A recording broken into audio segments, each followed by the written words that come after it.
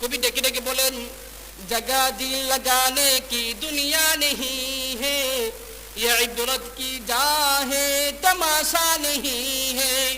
ये दुनिया बंधु दिल লাগানোর জায়গা না, এই দুনিয়া তামাশা করার জায়গা না, এই দুনিয়া খেল তামাশার জায়গা না, এই দুনিয়ায় সম্পদের পিছনে পড়ে আমার আখিরাত বরবাদ করার জায়গা না। এই দুনিয়ায় ক্ষণস্থায়ী জীবনের জন্য এসেছি, অল্প কিছু দিনের জন্য হায়াত পেয়েছি। ওই হায়াত নামক দৌলতটা যদি আমি আখিরাতকে কাজে লাগিয়ে আখিরাতের দিনের জন্য যদি আমি পুঁজি সংরক্ষণ করতে পারি, তাহলে আমি একমাত্র বুদ্ধিমান, অন্যথায় না আমি বোকা। এই কবি ডেকে ডেকে এটাই বললেন, এই মেসেজটাই দিলেন। এ বন্ধু, তুমি দেখো তোমার চোখের সামনে তোমার দাদা চলে গেল, তোমার পরদাদা চলে গেল, তোমার বাবাও চলে গেল, অনেকের সন্তানও চলে গেল, আরো সন্তান নবজাতক বাচ্চাও দুনিয়া থেকে বিদায় নিল রে বন্ধু। এরা কেউ কিন্তু দুনিয়াতে থাকতে পারে নাই, কেউ থাকতে পারবে না, এটা নিশ্চিত। এজন্য তোমাকে প্রস্তুত নিতে হবে। এই দুনিয়ার মোহে পড়ে তোমার আখিরাত বরবাদ করা যাবে না। যে আখিরাতের শুরু আছে শেষ নাই, অনন্তকালের জন্য সেই জীবনে থাকতে হবে। এজন্য সেই জীবনের জন্য প্রস্তুতি আমাদেরকে নিতে হবে কিনা, সেই দুনিয়ার জন্য, আখিরাতের জন্য, পরকালের জন্য আমাদের কি কি প্রস্তুতি নিতে হবে কিনা। আর যদি আমি আপনি ওই অবহেলা করি, গাফলতের চাদর মোড় দিয়ে যদি ঘুমিয়ে থাকি, অলসতা করি, তাহলে আমার অবস্থা আপনার অবস্থা এই ফিরোজ মিয়ার মতো দুনিয়া তো হবে। দুনিয়া তো আমি আপনি লাঞ্ছিত হব, অপদস্থ হব। ফিরোজ মিয়ার মতো লাশ পড়ে থাকবে, সন্তানেরা সম্পদ নিয়ে মারামারি করবে, আপনার লাশটাও পড়ে থাকবে। জানাজার জন্য সন্তানেরা যাবে না, সম্পদ নিয়ে মারামারি করবে। আপনার সন্তানেরাও আপনার বিদায়ের মুহূর্তে কাফন দাফন দিবে না, আপনার কবরে যাবে না, আপনার জন্য মায়া মোহাব্বত হবে না। যে সম্পদ নিয়ে মারামারি করে, কাটাকাটি করে, তার আবার কিসের মায়া, তার আর কিসের দয়া। যে মারামারি করে সম্পদ নিয়ে, সে কি বাবার প্রতি মায়া থাকবে? তার দরদ কোনো কিছুই থাকবে না।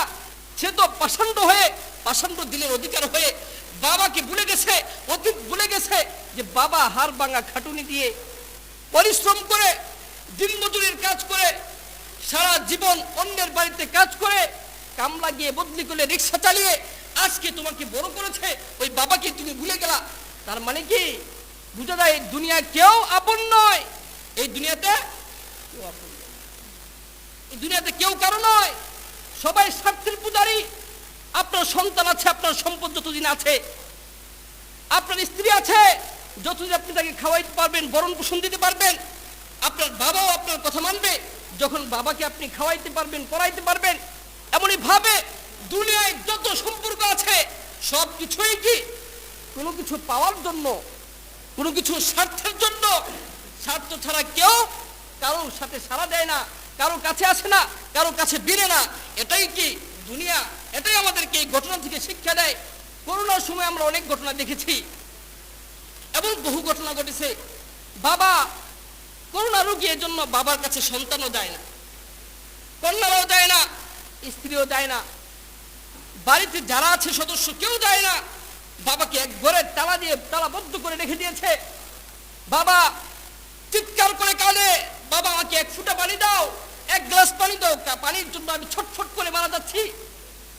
কিন্তু কেউ পানি নিয়ে যায় না। এই ঘটনা এই পত্রিকায় এসেছে। বাবা ছটফট করে দুনিয়া থেকে বিদায় নিয়েছে। কিন্তু এই ঘটনার সাক্ষী হয়ে রয়েছে যে দুনিয়ায় কেউ কারো না, কেউ কারো আপন না। এজন্য নিজের আখিরাত গড়েন, নিজের ভবিষ্যৎ গড়েন, নিজের চিরস্থায়ী যে জামানায় যে যুগে আপনি চলে যাবেন, যে দিকে আপনি পাড়ি জমাবেন মৃত্যুর মাধ্যমে, আখিরাতের দিকে পাড়ি জমাবেন। ওই যে আখিরাতের জন্য আপনার ফসল দুনিয়া থেকেই ফলায় যান। আমরা এই প্রচারও করি যে বোন, তুই যদি সম্পদ নিতেই চাস, তুই কি আর জীবনে তোর বাবার বাড়িতে আসবি না? তুই কি বেড়াইতি না? আমার বাড়ি থেকে আর কখনো আসবি না? আর এই অনেকে তো জোর করে বলে কোনো সম্পদ তাদেরকে দিব না। বোনদেরকে আবার কিছু সম্পদ আগে কামাইছে নাকি? এদের কামাই করে বড় করছি, রোজগার করে বিয়া দিছি, শাদী দিছি, এদেরকে আবার কিছু সম্পদ বলে কিনা? বলে। এটা আমাদের বর্তমান হালত, বর্তমান অবস্থা। আজকে সম্পদ নিয়ে সবচেয়ে মারামারি, সবচেয়ে কারাকারি, সবচেয়ে খুন খারাপি এই সম্পদ নিয়েই। আমি আপনাদেরকে একটা ঘটনা শোনাবো, যে ঘটনা ঘটেছে ঢাকা বাড্ডায়। ঢাকা বাড্ডা এলাকায় একটা ঘটনা, 3 দিন আগের ঘটনা। 14 ফেব্রুয়ারির দিন বিকাল বেলা 14 ফেব্রুয়ারির দিন বিকাল বেলা বাড্ডা এলাকায় আবাসিক এলাকার মাঝে একটি ঘটনা ঘটে। এক ব্যাংকার ছিলেন, তার নাম হলো ফিরোজ মিয়া। নাম কি? তার নাম হলো ফিরোজ মিয়া। ব্যাংকার, সে ব্যাংক কর্মকর্তা ছিল, দুহাতে টাকা কামাইতো। ব্যাংকের একজন কর্মকর্তা ছিলেন, দুহাতে টাকা কামাইতেন। কিন্তু আফসোস হলো সন্তানদেরকে দ্বীনি শিক্ষা দিতে পারে নাই। সন্তানদেরকে এমন শিক্ষা দিতে পারে নাই যে শিক্ষা বাবাকে মৃত্যুর পরে কাফন দাফন করবে, এই অনুভূতি দিলে জাগ্রত হবে। এমন শিক্ষা দিতে পারে নাই যে শিক্ষা বলে সে সন্তান নিজে বাবার দাফন কাফন করবে, জানাজা দিবে, দাফন করার পর দোয়া করবে এবং ইসালে সওয়াবের কাজ করবে, এমন কোন শিক্ষা সে দিতে পারে নাই। দুর্ভাগ্য, ওই ব্যক্তি মারা গেল। মা যাওয়ার দিন 14 ফেব্রুয়ারির দিন বিকেল বেলা মারা গেল। ওই ব্যক্তি মারা যাওয়ার পরে তার লাশটাকে বাহিরে রেখে দিল। 15 ফেব্রুয়ারি সন্ধ্যাবেলা হয়ে গেছে, একদিন 24 ঘন্টা পুরা চলে গেছে। বাবার লাশ দাফন করার কোনো খবর নাই। তারা সম্পদ নিয়ে মারামারি শুরু করে দিয়েছে। সম্পদ নিয়ে মারামারি, ভাই ভাই মারামারি। আমি শুরুতেই বলছি, সম্পদ নিয়ে মারামারি, ভাই ভাই মারামারি। একই মায়ের দুটি সন্তান, রক্তের বন্ধন, ভাই ভাই মারামারি। একই মায়ের বন্ধনে আবদ্ধ ভাই বোনে মারামারি, বাবা সন্তান মারামারি। সন্তান, যে সন্তানকে গাম জড়িয়ে, রক্ত জড়িয়ে, শরীর রক্ত পানি করে দিয়ে মানুষের মতো মানুষ করার চেষ্টা করেছে, ওই বাবার মাথায় কুড়াল ধরে, ওই বাবার মাথায় ছুরি ধরে, ওই বাবাকে দুনিয়া থেকে বিদায় দেওয়ার হুমকি দেয়। এমন ঘটনা অ্যাভেলেবেল আছে, অহরহ আছে। তো আজকে যে ঘটনা, এই ঘটনাটা আসলে যারাই শুনেছে, যারাই দেখেছে, তাদের চোখে অশ্রু এসেছে, তারা কান্না করেছে। সম্পদের জন্য হাড় ভাঙা শ্রম দিয়েছি, হাড় ভাঙা খাটুনি দিয়েছি, মেহনত করেছি। আজকে এই সম্পদ, আমার সন্তানেরা সম্পদের মোহে পড়ে আমাকে আজকে মরার পরে দাফন কাফনের ব্যবস্থা করা পর্যন্ত তাদের প্রয়োজন মনে করে না। দেখেন, এগুলো যদি অনুভূতিতে আনেন তাহলে কি হবে? এই দুনিয়ার প্রতি এত মায়া জমবে না, এই দুনিয়ার প্রতি এত মোহ আসবে না, এত লোভ আসবে না, আকাঙ্ক্ষা আসবে না, দুনিয়াতে বড় সম্পদ করার স্বপ্ন আসবে না। এই ফিরোজ মিয়া অর্থ সম্পদ রোজগার করে সন্তানদেরকে উচ্চ শিক্ষা শিখিয়ে লাস্ট পর্যন্ত রেজাল্ট কি পেল? মরার পরে 24 ঘন্টা চলে গেল, বাবার লাশের কাছে কেউ না গিয়ে বাবার সম্পদ নিয়ে কারাকারি। যে বাবার দাফন কাফন করার দরকার ছিল, সে বাবার সম্পদ নিয়েই তারা কারাকারি করছে, মারামারি করছে, ঝগড়া বিবাদে লিপ্ত হয়ে আছে। তখন আশেপাশের লোকেরা এসে ওই লাশটাকে ফ্রিজিং গাড়িতে রাখলো, ফ্রিজিং অ্যাম্বুলেন্সে রাখলো, যে তারা যেভাবে মারামারি শুরু করেছে, কাটাকাটি শুরু করেছে সম্পদ নিয়ে, ওই সম্পদ নিয়ে মারামারি করতে করতে দেখা যাবে লাশটা ফেটে যাবে, দুর্গন্ধ ছড়াবে। এর জন্য সাথে সাথে তারা ফ্রিজিং গাড়ি এনে লাশটাকে গাড়িতে প্রবেশ করাই। অভিযোগ হলো ছোট ভাই সব সম্পদ নিজের নামে লিখে নিয়ে গেছে, বড় ভাইকে বঞ্চিত করছে। এজন্য বড় ভাই ছোট ভাইকে নিয়ে মারামারি আর দাঙ্গা হাঙ্গামা শুরু করে দিয়েছে। কার জন্য আপনি এত কিছু করছেন? ওই ফিরোজ মিয়ার ঘটনার দিকে যদি আমরা তাকাই তাহলে আমাদের এই বিষয়টা অজাহাত হয়, স্পষ্ট হয়। হায় রে, দুনিয়া কার জন্য করলাম? এই অর্থ সম্পদ রোজগার কার জন্য করলাম? যে অর্থ সম্পদ রোজগার আজকে আবার বিপদের দিনে আমার কাজে আসে না, আমার কবরও যাবে না, আমার কবর, হাসর, ফুলসিরাত, মিজান কোথাও কাজে লাগবে না। এমনকি আজকে মৃত্যুর সময় আমাকে কাফনেও বিলম্ব করে দিয়েছে। আমার কাফন দাফনের জন্য আমার সন্তানেরা একটু বেচাইন হয় না। অথচ আমাদের গ্রামগঞ্জে আমরা আলহামদুলিল্লাহ অনেক ভালো অবস্থা দেখি, অনেক ভালোই দেখি, আবার কিছু বিপরীত দেখা যায়। আজকে গড় গড়ে এমন সমস্ত কাণ্ড করছে, সম্পদের মোহে পড়ে জন্মদাতা পিতাকে ভুলে যায়, নারীর লোভে পড়ে মা বাবা ফ্যামিলি সবকিছু বিসর্জন দিয়ে দেয়, গাড়ি বাড়ি নারী, এই তিনটার লোভ মানুষের ভিতরে কি বেশি, এগুলো নিয়ে বেশি মারামারি হয়, দাঙ্গা হাঙ্গামা হয়, খুন খারাপি হয়।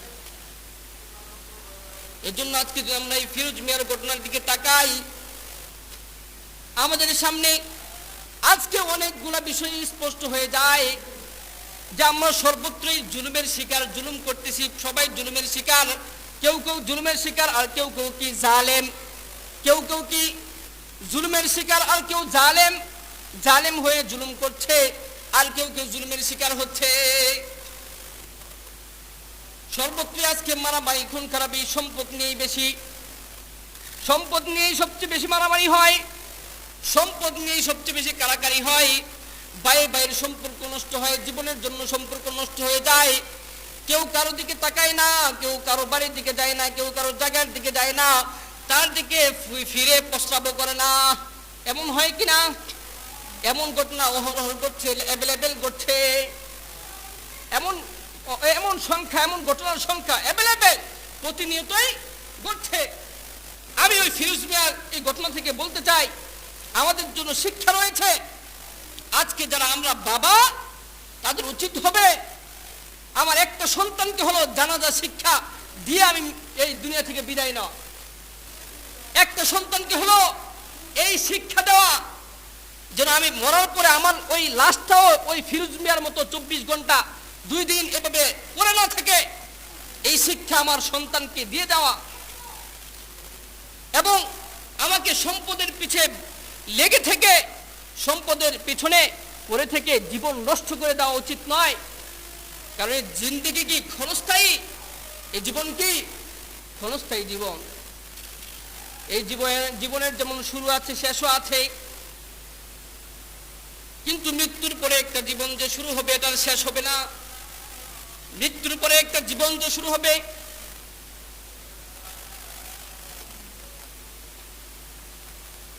ওই জীবন যে শুরু হবে আর শেষ হবে না। এজন্য এই দুনিয়ায় থেকে আমি অর্থ সম্পদের লোভ পড়ে গিয়ে মালিককে ভুলে গেলে চলবে না, আল্লাহকে ভুলে গেলে চলবে না। আর এই সম্পদ নিয়ে মারামারি কি আছে? যে সম্পদ চোখ বুঝলেই সব বিদায় নিয়ে যায়, মালিকানা শেষ। চোখ বুঝলেই কি মালিকানা শেষ? অন্যরা মালিক হয়ে যায়, আপনার পরে যারা আছে তারা মালিক হয়ে যায়। এজন্য এই সম্পদের পিছনে পড়ে নিজের আখিরাত বরবাদ করার কোনো যুক্তিকতা নাই। যে বুঝে, যার বিবেক আছে, বিবেচনা বোধ আছে, যে চিন্তা করে বর্তমান ভবিষ্যৎ অতীত সবকিছু নিয়ে যে চিন্তা ফিকির করে, তার ভিতরে কখনো সম্পদের লোভ আসবে না, তার ভিতরে কখনো দুনিয়া কামাইয়ের লোভ থাকবে না, তার ভিতরে কখনো সন্তানকে বড় ইঞ্জিনিয়ার আর প্রফেসর ডক্টর বানানোর স্বপ্ন আসবে না। তার ভিতরে স্বপ্ন আসবে কিভাবে আমার একটা সন্তান হলেও আমি আখিরাতমুখী করে দিতে পারি, আমার জন্য সারা জীবন আমার এই সন্তানটা দোয়া করবে। এজন্য কবি বলেন, জাগা জি লাগানে কি দুনিয়া নেহি হে, ये इबरत की जा है तमाशा नहीं है। कवि की बोलें, कवि डेके डेके बोलें, जगह दिल लगाने की दुनिया नहीं है, ये इबरत की जा है तमाशा नहीं है। ये दुनिया बंधु दिल লাগানোর জায়গা না, এই দুনিয়া তামাশা করার জায়গা না, এই দুনিয়া খেল তামাশার জায়গা না, এই দুনিয়ায় সম্পদের পিছনে পড়ে আমার আখিরাত বরবাদ করার জায়গা না। এই দুনিয়ায় ক্ষণস্থায়ী জীবনের জন্য এসেছি, অল্প কিছুদিনের জন্য হায়াত পেয়েছি। ওই হায়াত নামক দৌলতটা যদি আমি আখিরাতকে কাজে লাগিয়ে আখিরাতের দিনের জন্য যদি আমি পুঁজি সংরক্ষণ করতে পারি, তাহলে আমি একমাত্র বুদ্ধিমান, অন্যথায় না আমি বোকা। এই কবি ডেকে ডেকে এটাই বললেন, এই মেসেজটাই দিলেন, এ বন্ধু তুমি দেখো তোমার চোখের সামনে তোমার দাদা চলে গেল, তোমার পরদাদা চলে গেল, তোমার বাবাও চলে গেল, অনেকের সন্তানও চলে গেল, আরো সন্তান নবজাতক বাচ্চাও দুনিয়া থেকে বিদায় নিল রে বন্ধু। এরা কেউ কিন্তু দুনিয়াতে থাকতে পারে না, কেউ থাকতে পারবে না, এটা নিশ্চিত। এজন্য তোমাকে প্রস্তুত নিতে হবে। এই দুনিয়ার মোহে পড়ে তোমার আখিরাত বরবাদ করা যাবে না। যে আখিরাতের শুরু আছে শেষ নাই, অনন্তকালের জন্য সেই জীবনে থাকতে হবে। এজন্য সেই জীবনের জন্য প্রস্তুতি আমাদেরকে নিতে হবে কিনা, সেই দুনিয়ার জন্য, আখিরাতের জন্য, পরকালের জন্য আমাদের কি কি প্রস্তুতি নিতে হবে কিনা। আর যদি আমি আপনি ওই অবহেলা করি, গাফলতের চাদর মোড় দিয়ে যদি ঘুমিয়ে থাকি, অলসতা করি, তাহলে আমার অবস্থা আপনার অবস্থা এই ফিরোজ মিয়ার মতো দুনিয়া তো হবে। দুনিয়া তো আমি আপনি লাঞ্ছিত হব, অপদস্থ হব। ফিরোজ মিয়ার মতো লাশ পড়ে থাকবে, সন্তানেরা সম্পদ নিয়ে মারামারি করবে, আপনার লাশ তো পড়ে থাকবে। জানাজার জন্য সন্তানেরা যাবে না, সম্পদ নিয়ে মারামারি করবে। আপনার সন্তানেরা আপনার বিদায়ের মুহূর্তে কাফন দাফন দিবে না, আপনার কবরে যাবে না, আপনার জন্য মায়া মোহাব্বত হবে না। যে সম্পদ নিয়ে মারামারি করে কাটাকাটি করে, তার আবার কিসের মায়া, তার আর কিসের দয়া। যে মারামারি করে সম্পদ নিয়ে, সে কি বাবার প্রতি মায়া থাকবে? তার দরদ কোনো কিছুই থাকবে না। সে তো পাষণ্ড হয়ে, পাষণ্ড দিলের অধিকার হয়ে বাবাকে ভুলে গেছে, অতীত ভুলে গেছে। যে বাবা হাড় ভাঙা খাটুনি দিয়ে পরিশ্রম করে, দিনমজুরির কাজ করে, সারা জীবন অন্যের বাড়িতে কাজ করে, কামলা গিয়ে বদলি করে রিক্সা চালিয়ে আজকে তোমাকে বড় করেছে, ওই বাবাকে তুমি ভুলে গেলা। তার মানে কি বুঝা যায় এই দুনিয়া কেউ আপন নয়। এই দুনিয়াতে কেউ আপন নয়, এই দুনিয়াতে কেউ কারো নয়, সবাই স্বার্থের পূজারী। আপনার সন্তান আছে, আপনার সম্পদ যতদিন আছে, আপনার স্ত্রী আছে, যতদিন আপনি তাকে খাওয়াইতে পারবেন, ভরণ পোষণ দিতে পারবেন, আপনার বাবাও আপনার কথা মানবে। যখন বাবাকে আপনি খাওয়াইতে পারবেন, পড়াইতে পারবেন, এমনই ভাবে দুনিয়ায় যত সম্পর্ক আছে সব কিছুই কি কোনো কিছু পাওয়ার জন্য, কোনো কিছু স্বার্থের জন্য। স্বার্থ ছাড়া কেউ কারোর সাথে সাড়া দেয় না, কারো কাছে আসে না, কারো কাছে বিড়ে না। এটাই কি দুনিয়া, এটাই আমাদেরকে এই ঘটনা থেকে শিক্ষা দেয়। করোনার সময় আমরা অনেক ঘটনা দেখেছি এবং বহু ঘটনা ঘটেছে। বাবা করোনা রোগী, এর জন্য বাবার কাছে সন্তানও যায় না, কন্যারাও যায় না, স্ত্রীও যায় না, বাড়িতে যারা আছে সদস্য কেউ যায় না। বাবাকে এক ঘরে তালা দিয়ে তালাবদ্ধ করে রেখে দিয়েছে। বাবা চিৎকার করে কাঁদে, বাবা আমাকে এক ফুটা পানি দাও, এক গ্লাস পানি দাও, পানির জন্য আমি ছটফট করে মারা যাচ্ছি। কিন্তু কেউ পানি নিয়ে যায় না। এই ঘটনা এই পত্রিকায় এসেছে। বাবা ছটফট করে দুনিয়া থেকে বিদায় নিয়েছে। কিন্তু এই ঘটনার সাক্ষী হয়ে রয়েছে যে দুনিয়ায় কেউ কারো না, কেউ কারো আপন না। এজন্য নিজের আখিরাত করেন, নিজের ভবিষ্যৎ করেন, নিজের চিরস্থায়ী যে জামানায় যে যুগে আপনি চলে যাবেন, যে দিকে আপনি পাড়ি জমাবেন মৃত্যুর মাধ্যমে, আখিরাতের দিকে পাড়ি জমাবেন। ওই যে আখিরাতের জন্য আপনার ফসল দুনিয়া থেকেই ফলায় যান। কারণ রাসূল স্পষ্ট বলে দিয়েছেন, আর দুনিয়া মাজরাতুল আখিরা, দুনিয়া কি আখিরাতের বাজার, ফসলের জায়গা। এখন থেকে ফসল ফলাবেন, ফসল ফলিয়ে আখিরাতের বাড়ি থেকে বুক করবেন। এজন্য এখানে যদি আমি হেলায় দুলাই মধ্য থেকে অযথা সময় নষ্ট করে দেই, তাহলে আমাকে ভুগতে হবে, কাঁদতে হবে সারা জীবন। বলতেছিলাম যে ঘটনা দিয়ে শুরু করেছি, আজকে নারীরা বঞ্চিত। জাহিলি যুগের সেই প্রথা আমাদের সমাজও চলে এসেছে কিনা, আমাদের এই জামানায় চলে এসেছে কিনা। বোনদেরকে বঞ্চিত করে ভাইয়েরা, অনেক সময় বাবাও কিছু আছে, অবুঝ বাবারা আছে, যারা সন্তানদেরকে, ছেলে সন্তানদেরকে জীবদ্দশায় সব সম্পদ দিয়ে যায়, মেয়েদেরকে বঞ্চিত করে দেয়, না শরীক করে দেয়। আসেনি এমন ঘটনা? এমন বহু ঘটনা আছে। মেয়েদেরকে দিবে করে বাবারা নিজেরাই জীবদ্দশায় ছেলেদেরকে বাগ করে দিয়ে যায়, রেজিস্ট্রি করে দিয়ে যায়, যাতে করে মেয়েরা কোনো সম্পদ এখান থেকে বাবার বাড়ি থেকে নিতে না পারে। করে কিনা? করে। এমন ভাইয়েরা আছে, বলে যদি বোন তোর সম্পদ নিতে চাস তো নে, সারা জীবনের জন্য তোর সাথে সম্পর্ক শেষ। যদি তুই মনে করো সম্পদ দিবি, তা এই বাড়িতে আর তুই কখনো আসতে পারবি না। আবার অনেকে দেখা যায় মারামারি করে, কাটাকাটি করে, রক্তারক্তি পর্যন্ত হয় এই সম্পদ নিয়ে। আবার জায়গা বন্টন করতে গিয়ে কারো রাস্তার পাশে পড়েছে, কারো ভিতরে পড়েছে, এগুলো নিয়ে দ্বন্দ্ব আছে কিনা? আছে। কারো জায়গা একটু ভিতর সাইড পড়েছে, পজিশন ভালো, এজন্য তার সাথে প্রতিনিয়তই কি মারামারি আর ঝগড়া হয়ে থাকে।